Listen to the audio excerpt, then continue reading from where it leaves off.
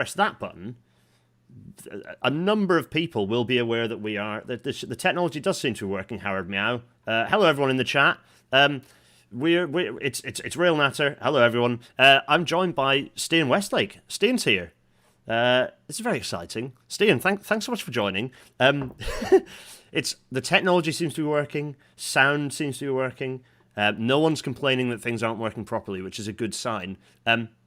Just to prove, in fact, tell you what. Before we get distracted, I shall start the episode because I always end up going around in circles. I am going to try and keep this one within an hour because I'm very bad at timekeeping. It's episode 144. Should we abolish the treasury? It's a very exciting episode. Before that, though, and I suppose kind of typifying some of the themes that we're going to talk about, because this train was very much a product of treasury thinking. The Class 144, the last of the Pacers, here it is, looking particularly miserable in a combination of regional railways and Arriva Rail North livery. Whew, it's the good stuff right there. Yeah, look at that. Anyway, this fine train here is gone. They've all, not many have been scrapped. Most of the heritage railways have them. So there you go. Marvellous. The news. Two very quick bits of news. So the first, which is quite cool because it's gone public, which means I can briefly allude to it, is that there's a new TV series. Stian, this is really cool. This is possibly one of the coolest things. I've got a baby arriving next year, which is by far the coolest thing that's happened to me in my life. But this is like quite a cool thing. It's not close, but it's like definitely kind of in the runners-up pile, which is that I'm providing technical input into a BBC thriller, kind of in the kind of Line of Duty-esque style sort of taut thriller, which is quite fun. And this is... Okay, so the weird BBC press release talks about a high-speed train between Glasgow and London. It's not a high-speed train. I don't know why they said that. Stian is here. Yes, Stian, hello. Is your mic still working? I think I'm all here. Yes, people are asking, is go. Stian actually here? We can't hear him. Yeah, he is. He's just waiting for the news to finish. Yeah, it's okay, everyone. The YouTube chat is going on. They always keep me right. Thanks, everyone in the YouTube chat. So, yes, this is happening. It's very exciting. I'm providing technical input into it. It's quite good fun. Having read the scripts, it's quite good. I'm looking forward to seeing it on the telly. It'll be good fun. Anyway, so train telly, yeah, good fun. It's not on a high-speed train, though. That was just the BBC press office getting the wrong end of the stick. There you are. Exclusive. You heard it here first. That's probably more information than I'm allowed to tell anyone, and I'm already probably sacked. But anyway, right. Next news item, which is going to lead us nicely into the episode, really, which is... last week, we talked about the fact that the Secretary of State for Transport... was very, very elusive about answering a question related to the introducing terms to basically derail talks to avoid the strikes. That's now been all but confirmed via the FT. So thanks to the FT for that. But yeah, basically, UK ministers blocked a deal. So there was a deal on the table that was ready to be accepted, and essentially the Treasury threw in driver-only operation as a condition, which obviously then immediately derailed it because that's what all the strikes from 2016 onwards were all about. So Treasury somehow once again making everything worse. And we're going to explain in this episode, or attempt to, or understand, well, Stian's going to tell us all about what we could possibly do about this. So without further ado, Stian and I are going to welcome you to tonight's Rail Natter, everyone. Welcome to tonight's Rail Natter.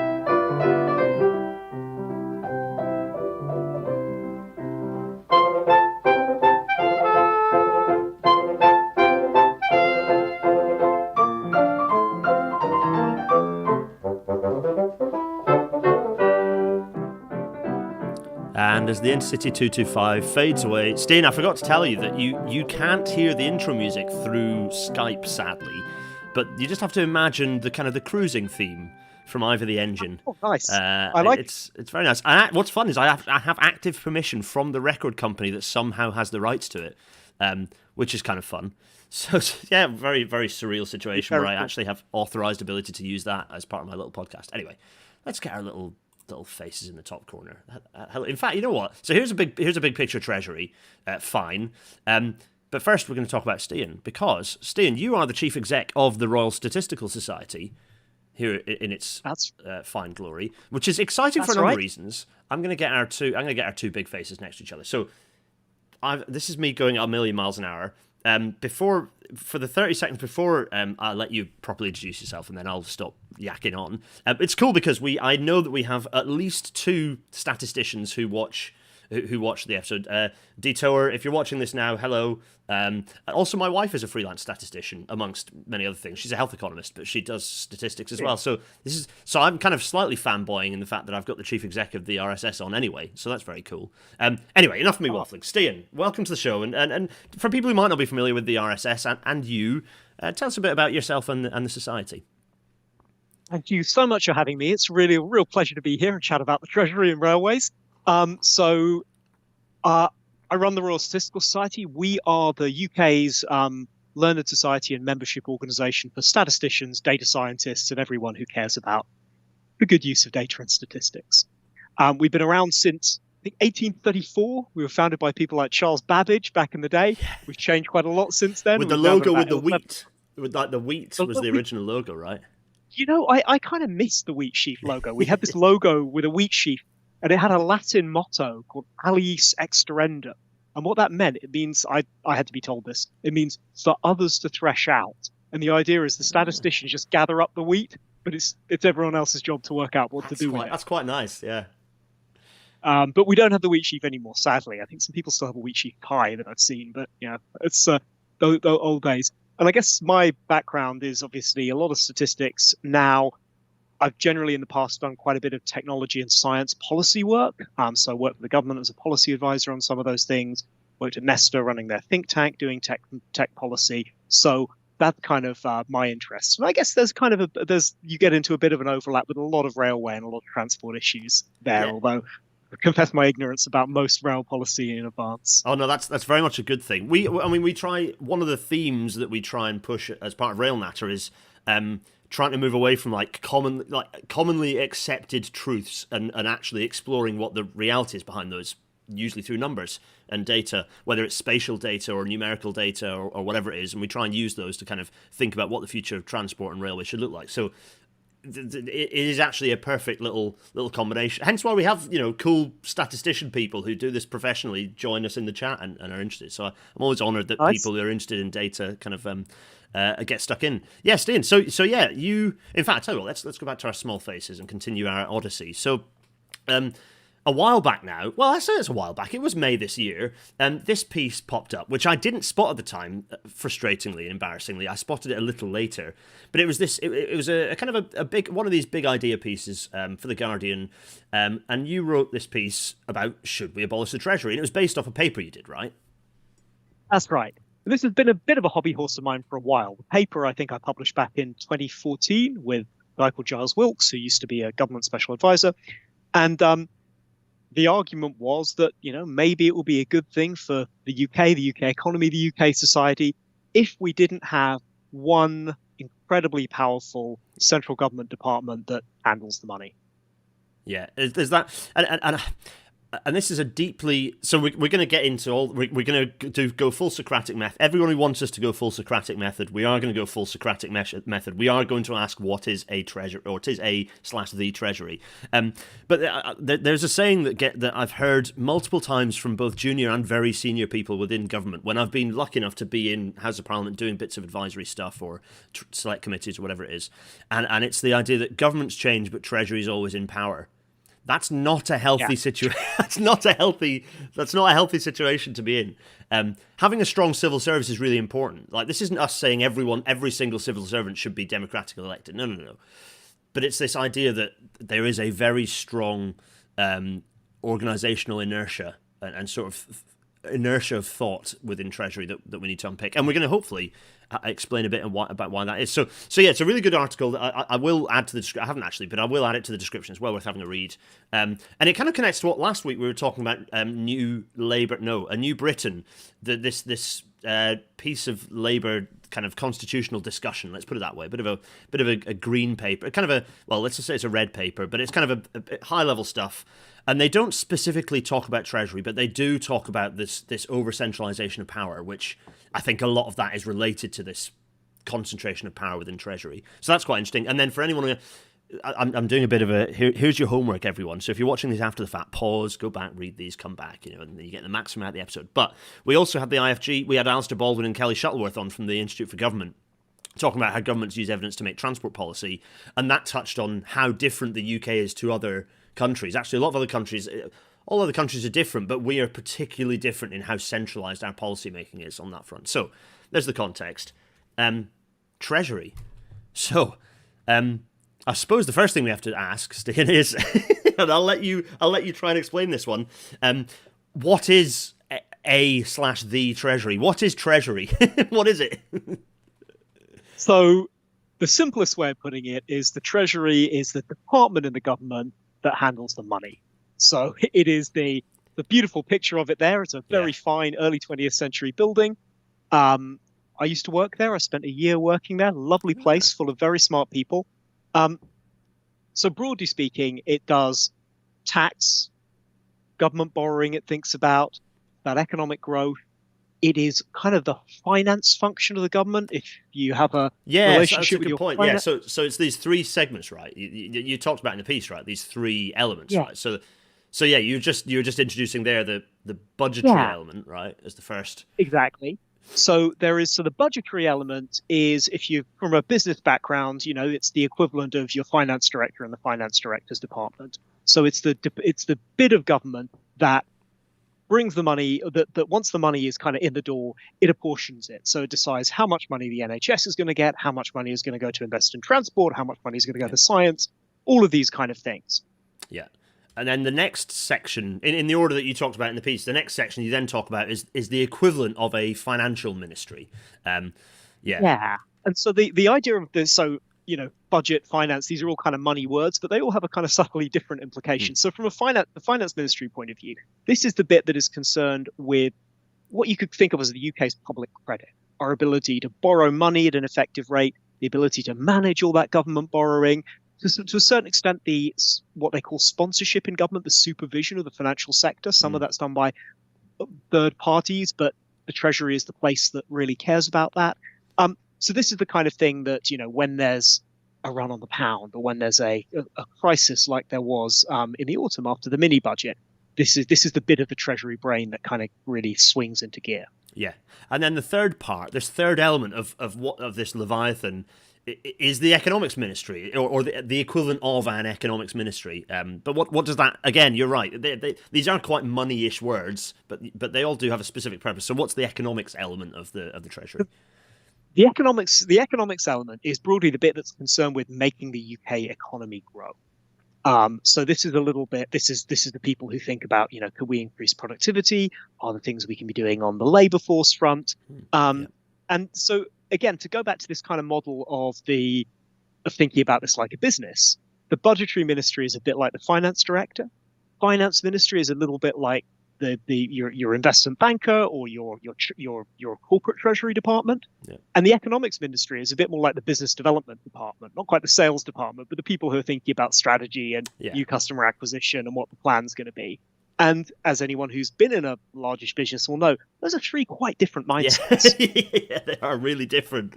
Like absolutely fundamentally like magnetically opposing needs, requirements, data inputs and outputs, all the sorts of things that and yes, there are relationships and overlaps, but they are three, as you talk about in the piece really clearly, they're three very distinctive functions.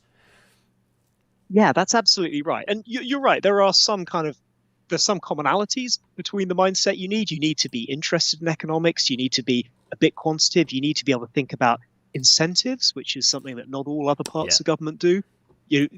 Let's say you run the Home Office. You have tens of thousands of employees. You own prisons. You can lock people up. You can deport people. You're a department that does things. Treasury is all about incentives. Treasury can sort of change tax rates, or it can adjust credits, or it can issue bonds at a particular time. But it has to think quite economically about incentives. So that's a commonality. But as we were saying, the difference between the accountant mindset and the kind of head of business development mindset can often be quite different. Yeah. So one of the things, so I was thinking, this is a little insert. This is kind of a sidestep from the piece, but it's a little thing that I often come up against in discussions I have about Treasury, is that the variable that for some reason all three of these quite distinctive groups have ended up picking on within Treasury is often, not uniquely, but often a specific ratio. This particular ratio and the conditional formatting in the spreadsheets that drives it, of government debt to gross domestic product. And we're not going to get into economic theories But this is a single measure that's not necessarily hugely helpful. But debt to GDP is one of the, that ratio. I've kind of shown it in a few different ways there, and people can. There's a whole episode on this, so I'm not going to dwell on it. But this ratio, which is sort of government debt in a way, is the same as private credit. So it's almost like how much money is slushing around in personal and private sector that government has taken on, and vice versa. And generally, they're a mirror of each other, right? So if you have high government debt, then that generally means there's low private debt, and vice versa. So at the moment, we've got quite high private debt, government debt. Yeah. So anyway, and then GDP is another reasonably poor measure of the health of an economy, but it's the kind of the one that's seen most commonly and used most commonly. And so the ratio of these is seen as a measure of economic health, and often at the expense of a lot of other things. And it feeds into the fact that, as I pulled out of your piece, if you're thinking about incentives, which is, as you say, what Treasury is all about, is this measure, debt to GDP ratio, the right way to then frame what incentives need to be? And I think in your piece, you touch on the fact that there are some negative consequences of the combination of those three functions and the way and the consequence of what incentives they come up with. Yeah, that's absolutely right. I mean, if we think kind of the metaphor of a company that's kind of in financial distress, or that doesn't have the trust of the market, is getting hassle from its banker or its bondholders. If you kind of imagine a company like that kind of company is going to care a lot about its debt levels. It's going to care a lot about its debt service ratios. It's going to care a lot about if it's paying dividends, whether it can meet its dividends obligations on time. It's going to be very financially oriented in a kind of similar way to what we've been talking about. But there is a sense in which that is not the happy place for a company to be. If you talk to kind of well-run, high-performing companies, they need to give their investors trust that they're not going to flake out on them financially. But what you then do with that trust is you use that to invest, to develop attractive new businesses, and to kind of to build.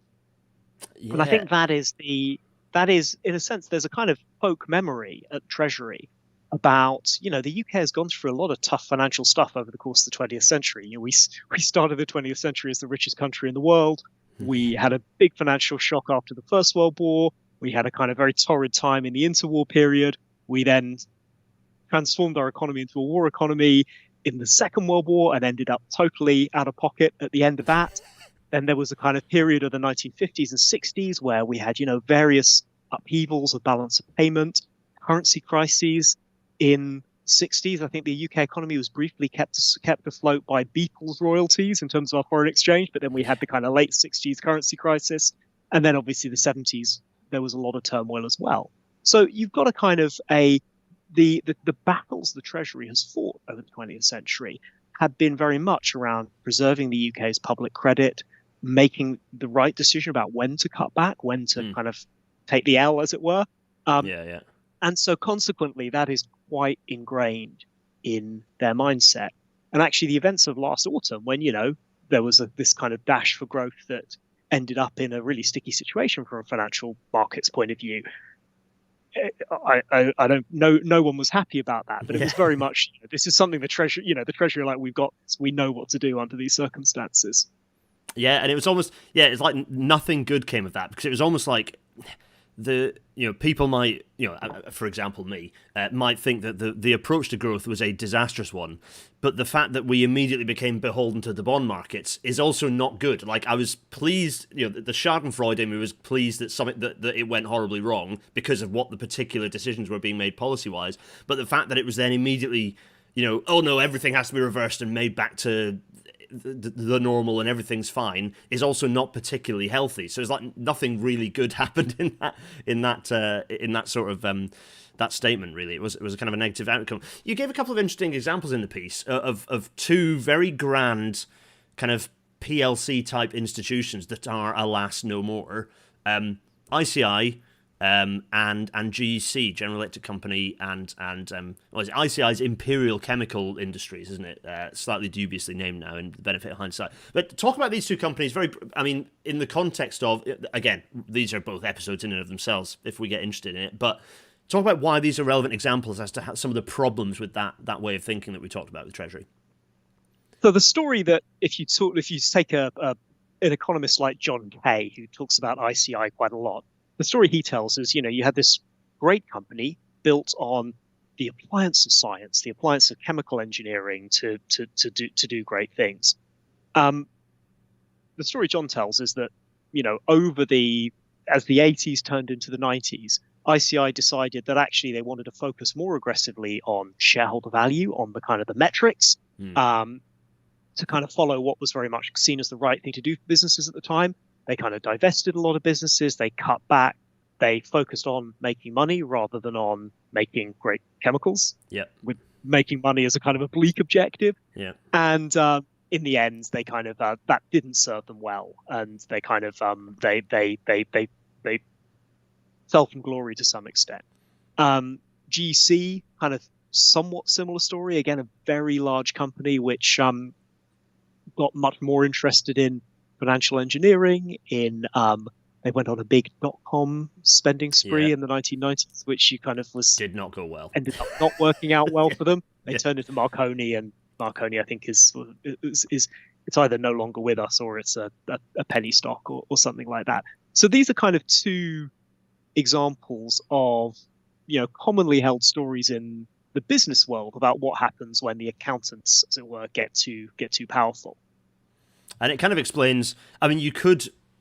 Possibly almost too easily draw very direct parallels to the fact that we've had a country that has talked about fiscal prudence for a very long time without really doing the what do we do bit. Like, but we should do something. Our country should do something. We should grow our economy. We should have more transport. We should expand the NHS. And actually, through doing those things, you grow the economy. Actually, you build fortune on fortune at that point. It's very much been that sort of protectionist view that we've just got to be very, very tight-fisted and that's how we survive, rather than we survive by, which is interesting because we get discussions about the entrepreneurial spirit of modern government, and yet as a country we seem to have taken a very conservative approach. If we were thinking of the UK as a PLC, we seem to have taken a very protectionist approach rather than if the UK was a PLC, we are doing the ICI and the GEC thing. We're kind of trundling along at the bottom without really expanding and thinking about what we do as a country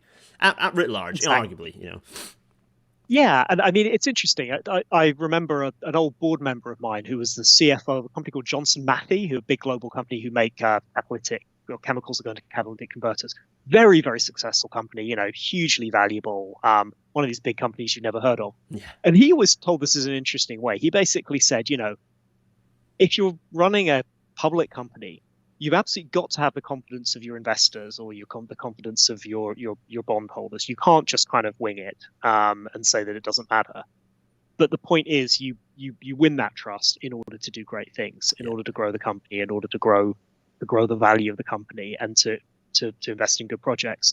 And if you don't have that trust, no one will trust you or give you the leeway to do those things.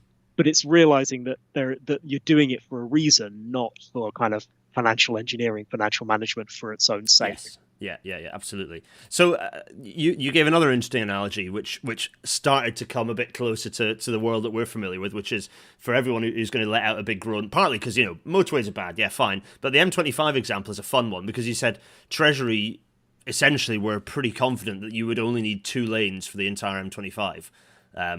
Which, to be fair, they're actually right on that, but for not the right reasons. They're right on it from a transport and an environmental perspective because you'd constrain the use of it. But from a growth perspective, they're hopelessly underestimating how much that road would get used. So and that works. Okay, bad for motorways, but that absolutely applies to things like railways, railway expansion, railway upgrades. So it's interesting that you picked on this example of the M25. Which is that a common one that bounces that you've heard and has bounced around? Then that 1980s M25 analogy. It's a common one, and it's one that I think people have sometimes described it as an urban myth. It's quite hard to get to the bottom of it, but I think it's when you talk to people who've been around, there is generally a view that the Treasury are at least very sniffy about the need for more than 2 lanes on the M25. And I guess, one of the things that's interesting here, maybe we could talk about more, is that sometimes this leads to quite a penny wise, pound foolish attitude. Yeah. Because going back to this idea of debt to GDP. One way to keep down debt is not to invest in anything, because you don't generate the credit, so you don't generate the debit, you don't generate the asset, so you don't generate the liability. And it's something that I'm sure you've talked a lot about in this program. I know my friend Tom Forth talks about a lot. Yes. This question that you can have if you're thinking about public transport, you can you can reduce your capital budget by having, small buses and non-electrified rail lines, but that costs a lot to operate. Yep. Your amount of passengers you get per pound in your operating budget is very low, and it's kind of an interesting thing that to some extent that kind of mindset in the Treasury about the capital budget is maybe drives some of these decisions. Yeah, absolutely. And so it kind of leads on to a point, if we were going to bring it to the railways, not least because I wanted an excuse. You did mention a transport thing on Twitter earlier, and you were like, oh, hopefully we'll talk about this. Well, this is a chance for us to talk about bionic duckweed.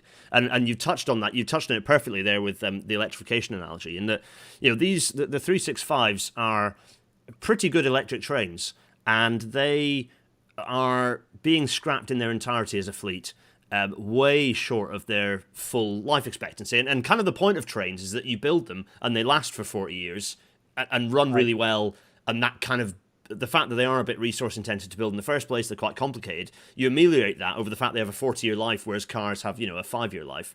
And here they are being scrapped and chewed up because government didn't want to do electrification. And so it's, it's interesting. Sorry, go on. It's a sad story, but yeah. It's one of these challenges where you have, it's exactly as you described. Government sees electrification as a major upfront investment. It doesn't feel like it gets it doesn't feel like it can see what those benefits are because it doesn't measure, partly the Green Book doesn't measure things over a long enough time horizon for this sort of investment. But also, and then you get the other thing. It's almost then it creates some of the attitudes within the other departments as well, because within Network Rail, within the Department for Transport, you get this, oh no, we have to show to Treasury that we can cut our cloth more cost effectively and be cheaper. It's like, well, no, we've been doing that forever, and Treasury will always ask for us to just cut costs more. So actually, we need, if we just if we continue to speak that language, we're just going to, we wonder why productivity and growth are pretty stagnant in the UK, and you compare, public transport investment is one narrow but fairly sizable example where we don't invest as much, or we don't get as much out of the investment we make. Let's put it that way. We don't get as much out of the investments we make in the UK compared to other countries. And that has an impact on productivity. Public transport, you look to London, there's the other analogy is that people say, oh, you have to spend a lot on public transport in London because the city's very busy. It's an economic powerhouse. It's like, no, flip that on its head. London is busy, successful, and is an economic powerhouse because it has very good public transport. A load of other stuff that's spatially related to that, but the fact that it has very good public transport is not a happy coincidence, and it's not that's a reason why it works so well. And I feel like the way that Treasury is structured, you come back to incentives. That word, incentives. The incentives are not right to actually unlock that opportunity. Yeah, I think that's right, and I think this is partly just a consequence of having these three quite different functions altogether, which kind of does two things. Firstly, it makes the mindset spill over. So your people who would otherwise be thinking fully about economic growth are surrounded by a culture that focuses a lot on financial management. Yeah. But also the other thing, this comes back to what you're saying about the influence of other departments, is that it makes the Treasury an unusually powerful place. So, many, many years ago, I worked briefly at the Treasury. I have nothing but good things to say about the talent and, commitment to public service of every Treasury employee that I can think of that I worked. These are great people. And, as citizens of the UK, we should be thrilled that they are, happy to serve their country for their job. They are fundamentally talented people. But the problem is, if you get a department that has all this power, it attracts the talented people to it.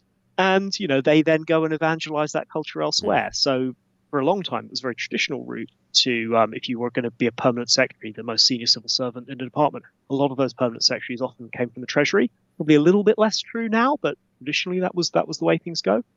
People often leave the Treasury and get promoted into big jobs elsewhere.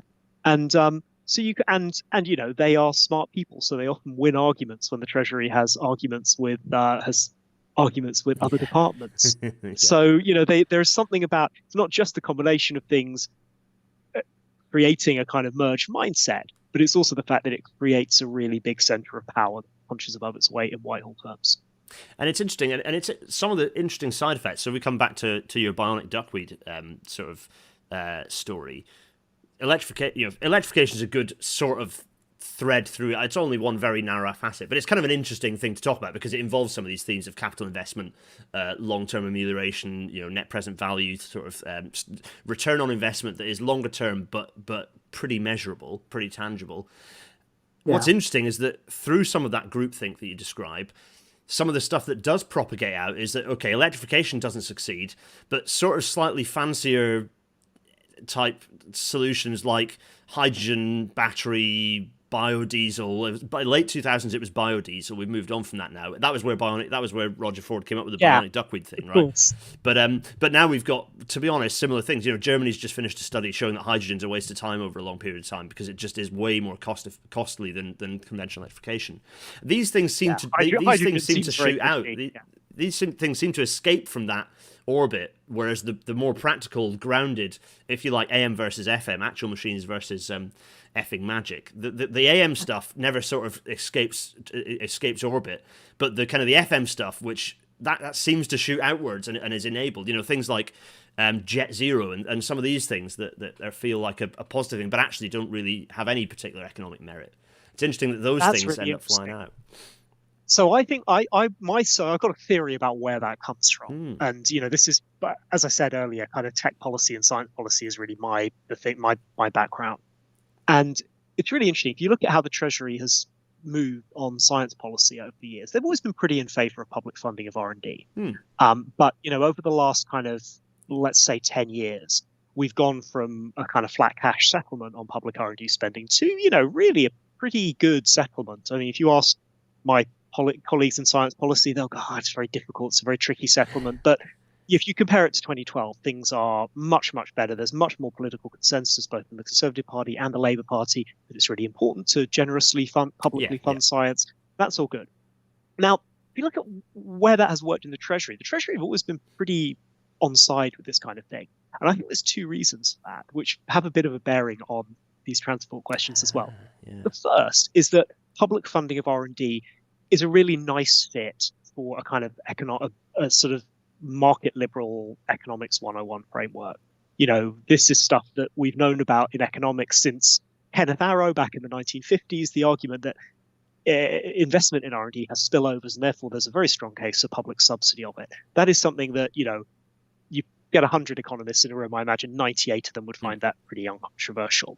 And, if you've got a department that thinks primarily through an economic mindset, that makes sense. And I think with capital investment in already existing technologies, I'm not saying the Treasury don't think that's important, but it's a little bit less of an easy fit. There are some alternative views. And then I think the other thing, this comes back to the accountant thing. One thing that I always remember hearing from the Treasury about science funding is if you tell BEIS, the department that does science, if you tell them they can spend, £1 billion on R&D, they jolly well spend £1 billion on R&D in the next year, because basically it's, I don't want to sound like I'm trivializing it, but it's quite an easy leap between making the allocation and actually spending the lead times on actually burning that cash are quite short, right? Exactly. You don't have something where you allocate £1 billion for a new rail line and someone discovers a rare newt or something like that. The planning inspectorate objects. Generally, on the one hand, you think, well, that's what is he talking about? Because surely the government doesn't like their money being spent. But actually, this is the accountant mindset. Once you say you're going to spend the money, the accountant really wants you to spend the money. It's actually quite awkward to say you're to do all these careful plans and then find you've got £500 million left over because you can't spend it. So that is something that has helped science generally. The politics have aligned as well, but I can totally see why transport, also for defense spending is very lumpy, and defense spending has always had a real problem with the Treasury from this point of view. So you will probably know transport examples that fit this, but the MOD examples I hear about are where you often have these kind of big defense procurement projects that, rather than the Treasury being able to say, okay, well, we'll commit, let's say, 1 billion in year 5, and that will be a big lumpy investment that will last us for a long time. They sort of say, well, actually, we want a smooth spending profile over a 10-year period. And it turns out that spreading that over 10 years doesn't cost you 100 million a year. It costs you 200 million a year. So it ends up being more expensive to spread. So there's some sort of techie accounting stuff, I think, that drives some of those problems. Yeah, it's interesting because as an industry, certainly the railways, we're pushing as an industry to do more stuff as rolling programs that would be smoother. So there's a synergy there in what generally works best for civil engineering delivery for railways. Things like electrification, accessibility, these actually do work better as a more of a smooth program. But the challenge is that they work as a smooth program if you've guaranteed the fact that it will continue to be a program in perpetuity. And that's where it unsticks, I think. So yeah, so on this one, you kind of all of this discussion, you capture it and I capture it often as short-termism, right? It's short-termism. Maybe that some might argue that's an oversimplification, but I think that quite neatly captures what we've just talked about. The other thing, and this is we don't have to do as many analogies for this, as you describe, Treasury likes its theatre. It likes its dramatic biannual or twice annual sort of announcement of what the magical things it's going to do are. This gives everyone a sense of that they're doing something very impressive and important, and it's very dramatic and everyone gets very excited and the press love it, and so it's like a bit of a feedback loop. So you get this political theatre, and then you quite neatly describe this sort of combination of these two. So short-termism plus the sort of political theatre. These two complement each other in an unhelpful way, which is where you get what I really like, this phrase, I love this phrase, policy wheezes. Such a nice... So I've got an analogy of the Integrated Rail Plan as an example of a policy wheeze, but talk about policy wheezes and kind of how you see this little equation of yours, kind of how that manifests and what that looks like. Yeah, so as you said, the Treasury kind of has these rabbit out of a hat moments that happen either once a year or twice a year, depending on how things have been organised. And these are really politically valuable. They're very politically valuable for whoever happens to be Chancellor at the given time, because they put him or her, I guess it's usually him, he controls the media agenda for the whole week before and the whole week afterwards, which is politicians are strongly incentivized to do. Yeah. It's obsessively covered in a way that most politicians, even most prime ministers, could only dream of. Yeah. So it's something that people are politicians would be very unwilling to give that up. But it then does create this kind of incentive to come up with stuff to put in the budget. And when you see the coverage of budget speeches, there's always the journalists always want surprises. There's always this balance of what's going to be briefed out before, what's going to be briefed out afterwards. There's now a kind of a mini line in sort of saying, well, what's going to unravel, what's not going to work out, from the pasty tax onwards. And this is not how you would arrange it if what you cared about was pure technocratic good governance. So this is a challenge, and you get lots of weird little things being dreamt up, often reinventing the wheel, often developing the same program that's already been developed, that's subscale. And I think one thing I've noticed is that you can find a lot of sensible people out there who don't think we should abolish the Treasury, but most of those people would agree that the budget framework and the kind of rabbit and hat mentality that it creates is definitely bad. So there's a very big tent on this one. Yeah, and it's that short term. It's undoing the short termism. It just does not. Well, in fact, so the Integrated Rail Plan I shove here as an example of one of those wheezes, a big dramatic thing that should have been considered as this is our strategy long term, and actually ended up being, here's a big hit dramatic thing that's going to become a big political football, and that's really problematic for all sorts of reasons as a result. And although the main reason that the Integrated Rail Plan was very loud, made a lot of people very unhappy, was the fact that it tore up 10 plus years of consensus building across parties, across organisations, across all levels of government. I think a secondary reason to that is the fact that because it was a lot. 96 billion, as was the headline figure, is a lot of money. I think the thing that was upsetting was the fact that it had become this big hit that was a political football again, rather than like, here's the long-term strategy here, and this. So I'm going to, forgive me, I'm going to quote you back at you here. I'm going full trash future with it. I'm going to read bits of the article back to you, because I think this is really, there are two quotes that are a really neat little capturing of the problems with this. So you talk about the fact that the damage that this causes is more deeply seated. It makes policymaking more volatile, less consultative, so it's harder to make the kind of long-term partnerships necessary for effective industrial strategy, serious public service reform, or devolution to cities and towns. So that touches on several things that, as RailNatter, we care a lot about. Public service reform, devolution to cities and towns, and industrial strategy are all transport things. They're all rail things. So for those to be made difficult or impossible that's really critical. And then the next quote, and then we can kind of pick through those a bit, is the fact that it also disempowers other government departments, which puts civil servants who are often experts in their field at the mercy of, as you always point out, brilliant but inexperienced young Treasury officials. So there's two things there. The first quote, I think, really captures the problems with the short-termism, and then the consequences that cascades through government. I don't know if you want to pick up on those quotes, but for me, they really get to the nub of it. Yeah, that's right. I think this question about how you can build long-term partnerships is just a hugely important one, and I see it a lot in, as you said, their industrial strategy. You look at sectors like the life sciences sector. You look at, say, the automotive sector or the aerospace sector.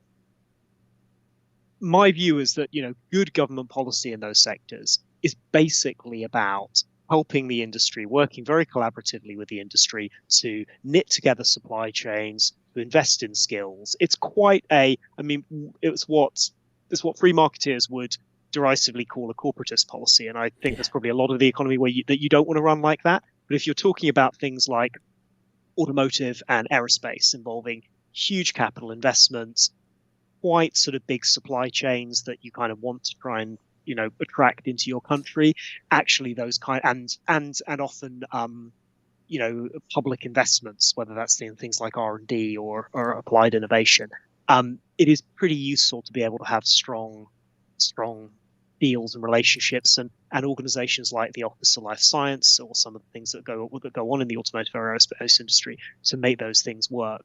And the Treasury is, I think, often quite suspicious of those things, partly because they don't quite fit into a sort of an easily legible traditional economic model. Yes. They're quite heterodox from an economic point of view, and partly because they require you to tie your hands. So if what you want is to preserve your fiscal room for maneuver, because who knows when the next crisis will come? Who knows when the bond market will get spooked?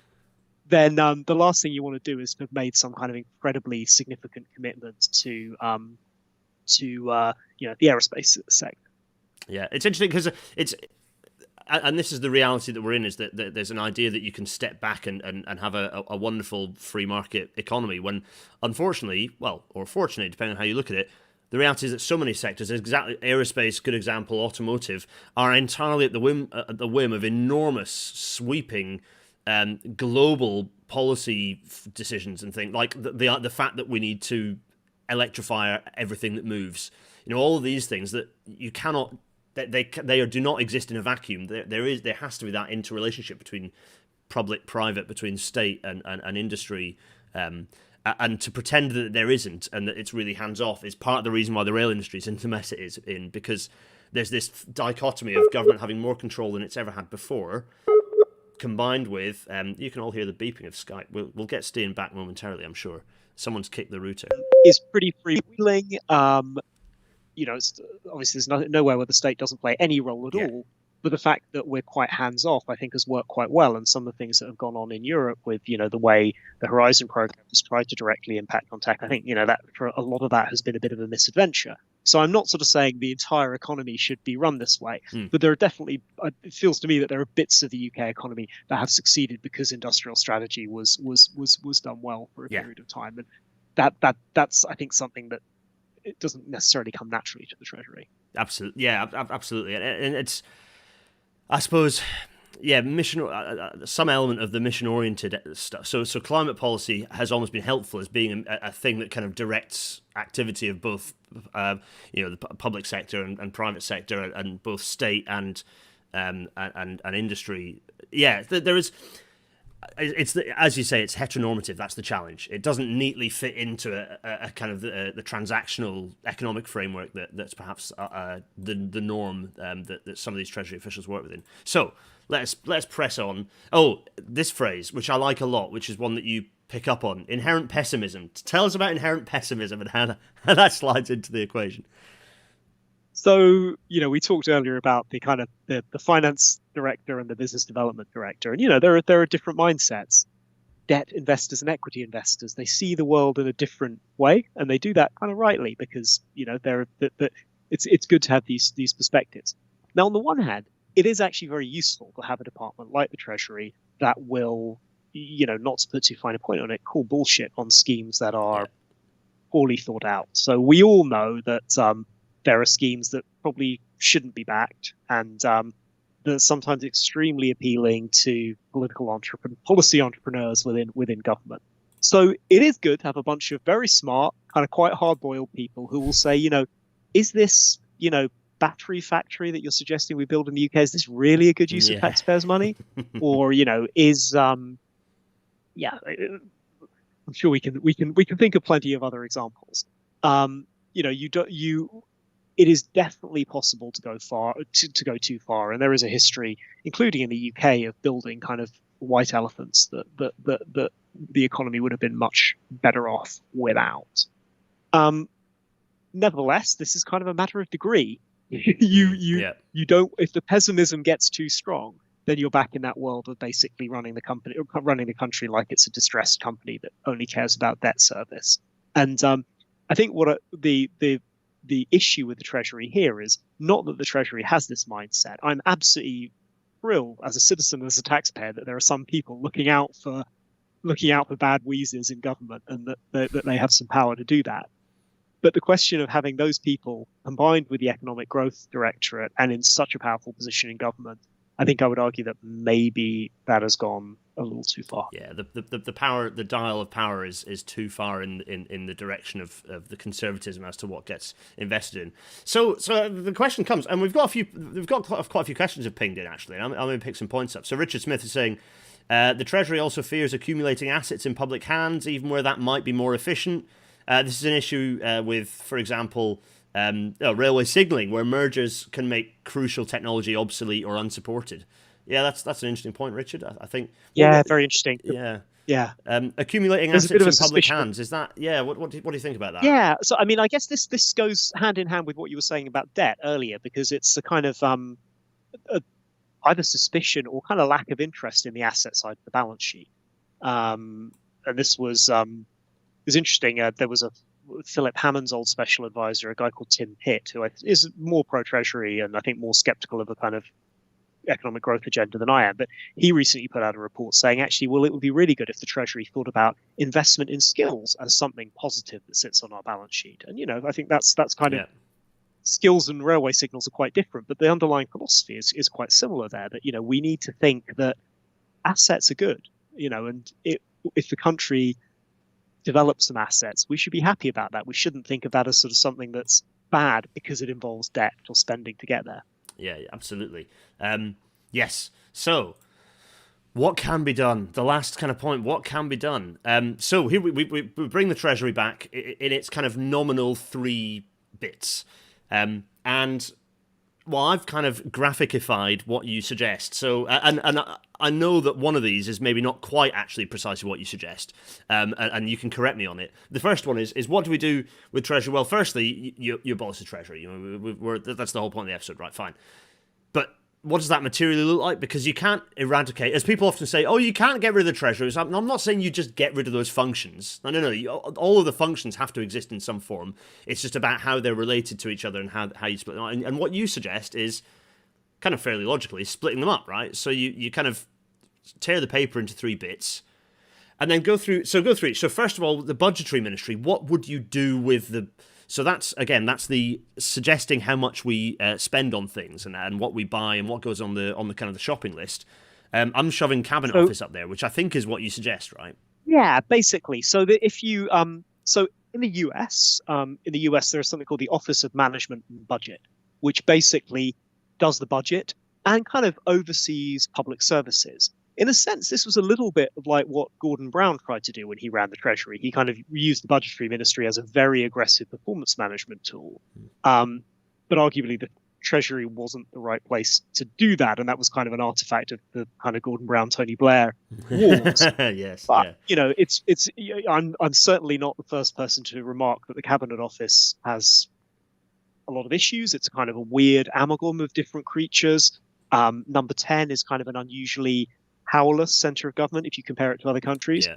And what I would propose doing here is to solve this at one stroke, turn number 10, the Cabinet Office, and the budgetary bit of the Treasury into a kind of Office of Management Budget, a sort of a true cockpit and control room for UK public services, making the budgetary apportionment decisions and actually giving some levers of control back to the centre from that point of view. This would be a very big change in its own right, and certainly people who are less radical than I am on breaking up the Treasury, I think have also sort of made this point. People like the Institute for Government have said, wow, the Cabinet Office is unusually weak and does need more levers and strings to pull. Yeah.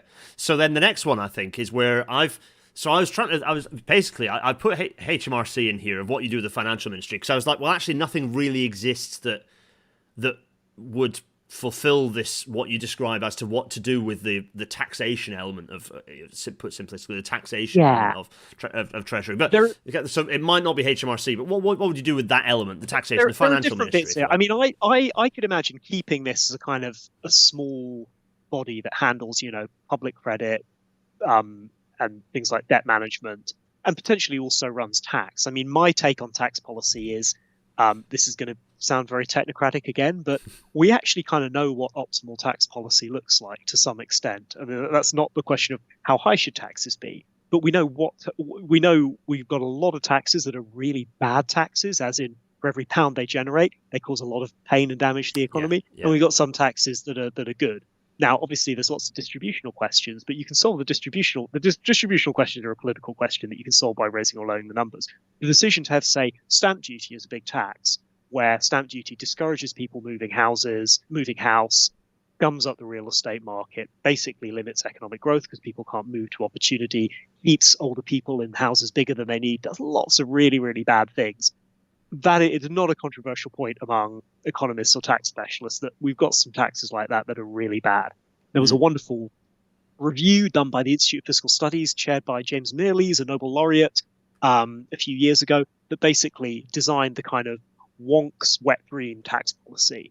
And from my point of view, if I were king for a day, I would say, look, let's just put in place a program to move our tax policy to that. This doesn't need to be hugely political. You could have a department doing debt management, that is now no longer the government's kind of spending watchdog, and it's no longer the economic growth department. It's just doing something really worthy, really dry, and really technical. So would almost be like a non-ministerial? You can keep calling that Treasury if you want. Yeah. But you essentially, would it be like a non-ministerial department type situation, do you think? Or it would? Potentially. I mean, I think you probably... So if you look at somewhere like... I mean, might want to come to this later, but if you look at somewhere like Australia that did a split like this way back in the day, they kind of kept the Treasury name, and maybe we save a little bit on head note paper that way. And, all of Rishi Sunak's super fancy Treasury stuff that he did to like update the graphics, we can keep all that. Keep that stuff. Fine. Keep it all. Keep it all. It's a nice logo. And then the economics ministry. That's it. So we, as you say, we've got a department for business, energy, industrial strategy at the moment. It's been interesting what's happened to that department over the last 5 years, because that has, partly because of net zero and partly because of the kind of current energy woes, that has really changed to become, it was once a department for industrial strategy. It's now kind of the energy and net zero department. Now, its biggest spending item is stuff like science and research and innovation.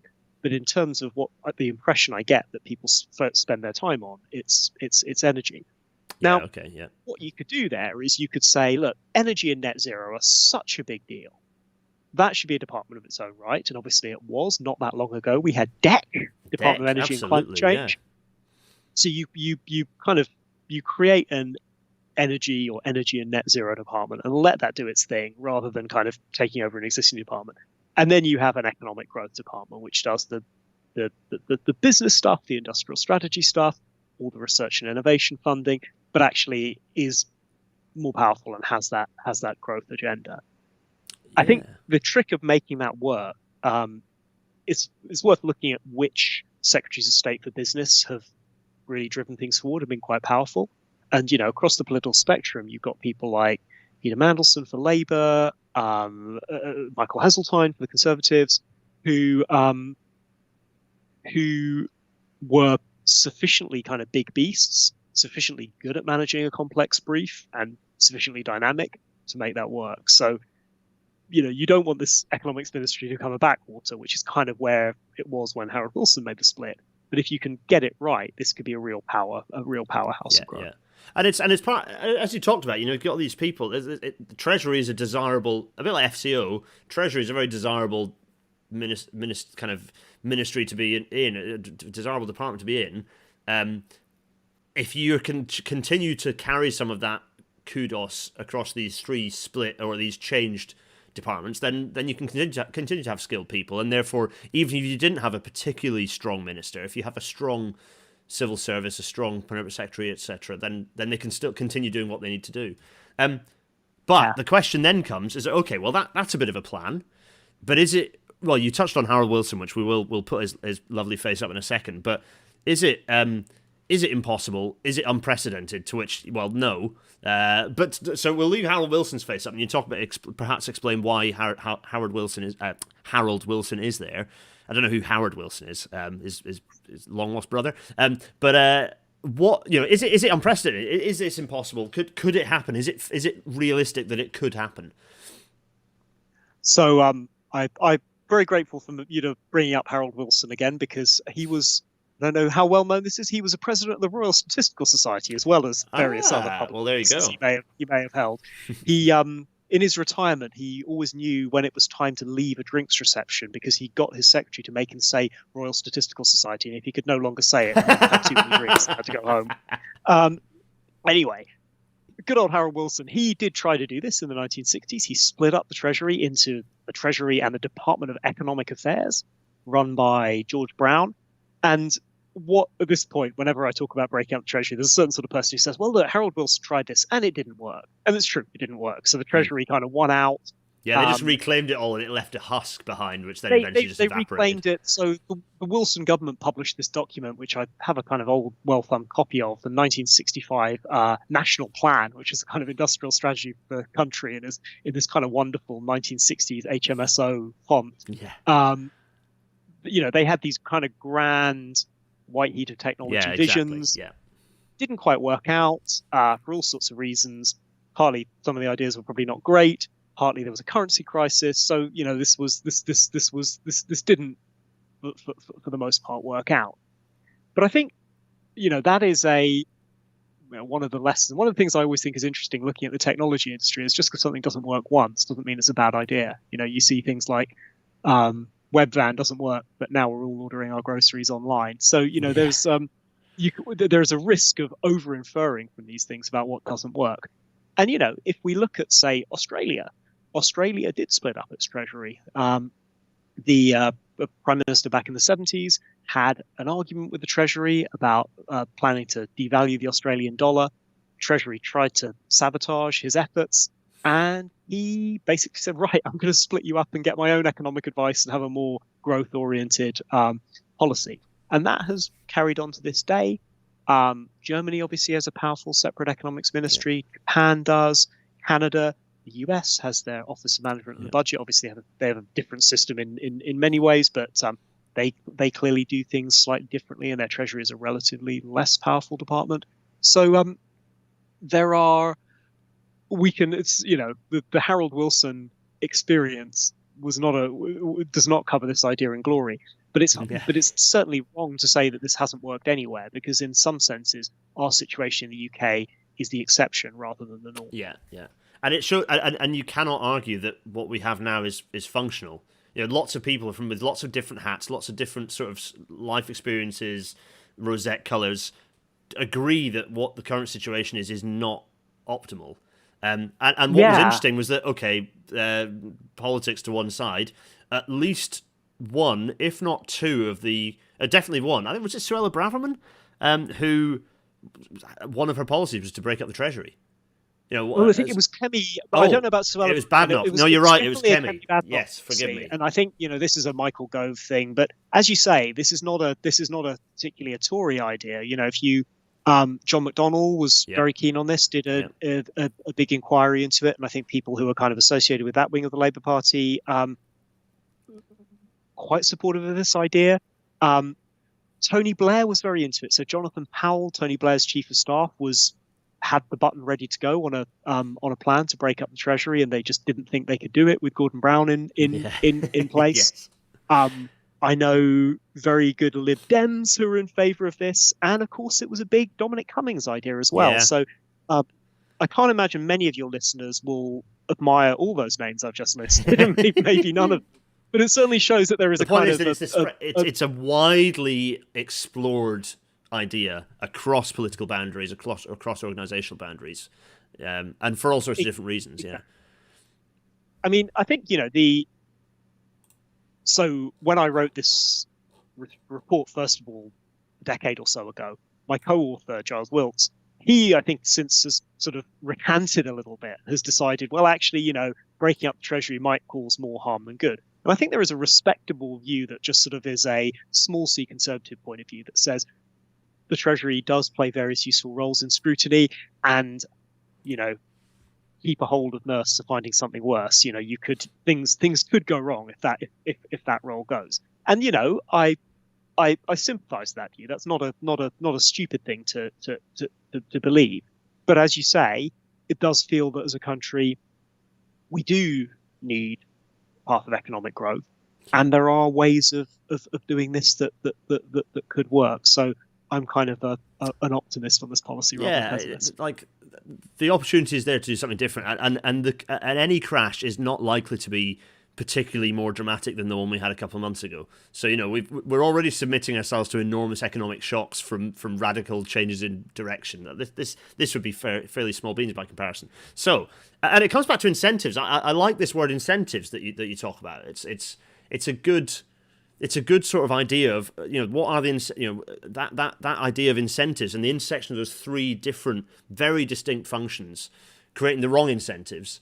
We want to create the right incentives for both the public sector to be able to thrive, for the private sector to be able to thrive as and where it needs to, for us to kind of all be facing the same direction. And one example, I was going to talk more about this, but actually we're running out of time, so I'm going to very briefly allude to it. Next year is it's 30 years since the Railways Act 1993, which nominally privatised the rail network by weirdly putting it into greater government control than it had ever been under before. So we're going to talk about that, but Treasury was instrumental in writing that structure, which has now collapsed in on itself. And so there's just a tease for the future. We could have talked about it, but actually I think we'll pause it, Stian, because I'm using up your evening. So there we are. That's the Abolish the Treasury episode. We'll do some outro, and then if you've got questions, chuck them over. I'm eating into Stian's time, but if you've got questions, chuck them in. We'll do the outro bit, and then we'll come back to some questions. So, as ever, this is available on all good podcasting platforms. Thanks for listening, folks. This is quite a good one, I think, for audio only. Yes, there are some fun graphics, but actually I think it's quite a nice discursive one. Patreon.com/GarethDennis to support this continue to happen. PayPal.me/GarethDennis for loose change and abuse, and GarethDennis.co.uk/Discord for the YouTube chat to continue onwards on the Discord server. So come and do that. Shout out to the RMT, to the CWU, all of those who are out on strike at the moment. I think also highways workers are out on strike, baggage handlers are out on strike, nurses were out on strike early in the week. There are lots of bus drivers out on strike at the moment for Arriva, I think. Go to Strike Map to find out where strikes are and how you can support them. There are strike funds, all sorts of things you can do to support, but shout out to everyone who's out on strike, and best of luck. Restarting the Future. Stian, this is your book that you've written with Jonathan Haskell. How to Fix the Intangible Economy. Briefly tell us about this book, because it looks like the sort of thing that's right up quite a lot of people who watch Rail Natter Street, actually.